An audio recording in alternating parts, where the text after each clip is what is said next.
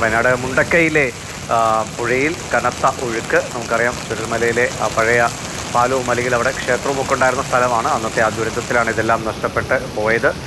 ശ്രീ സംഷാദ് മരിക്കാർ വീണ്ടും നമുക്കൊപ്പം ടെലിഫോൺ ലൈനുണ്ട്. ശ്രീ മരിക്കാർ, ഇപ്പോൾ എന്താണ് സ്ഥിതി? നേരത്തെ അങ്ങ് പറഞ്ഞു ആശങ്കപ്പെടേണ്ട സാഹചര്യമില്ല എന്ന് പറഞ്ഞുവെങ്കിലും മഴ കൂടുന്നത് കൊണ്ട് നമ്മൾ എന്തെങ്കിലും ഒരു മുൻകരുതൽ നടപടികൾ സ്വീകരിക്കേണ്ട ആവശ്യമുണ്ടോ? നമ്മൾ അത് നോക്കിയായിരുന്നു. അപ്പോൾ മഴയുടെ അളവ് നമ്മൾ ഒരു 100 മില്ലിയോളം ആണ് മഴ പെയ്തത്. അപ്പൊ നമുക്ക് സ്വാഭാവികമായി ഉരുൾപൊട്ടൽ ഉണ്ടായ സ്ഥലത്ത് നിൽക്കുന്ന വേസ്റ്റ്, അത് ഡെബ്രിസ് പറയുന്ന ഒക്കെ ഒഴുകി വരാനുള്ള സാഹചര്യം ഇനിയും ഉണ്ടാവും. അത് പുഴയിലൂടെ തന്നെ ഒഴുകി വരുന്നത് അതിൻ്റെതാണ് ഇപ്പോൾ നമ്മൾ കണ്ടത്. അപ്പൊ നമുക്ക് അവിടെ ആൾതാമസം ഇല്ലാത്തതുകൊണ്ട് വേറെ പ്രയാസങ്ങളില്ല. രാവിലെ തൊഴിലിന് പോയ ആളുകളാണ് ഉണ്ടായിരുന്നത്.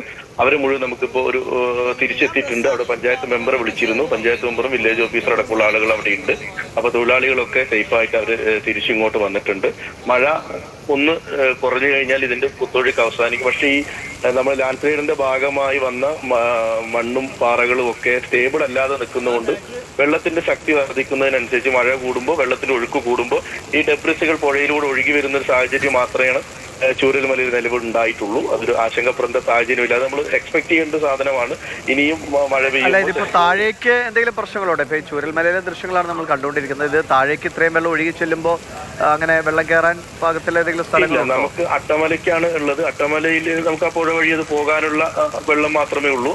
നിലവിൽ അവിടെ പ്രയാസങ്ങൾ. പിന്നെ അത് ചാലിയാറിലേക്ക് കണക്ട് ചെയ്യുക എന്നുള്ളതാണ്. ആ പോകുന്ന വഴിയിലൊന്നും അങ്ങനെ ജനങ്ങൾ താമസിക്കുന്ന വലിയ പ്രദേശങ്ങളോ വെള്ളം കയറുന്ന പ്രദേശങ്ങളോ ഇല്ല.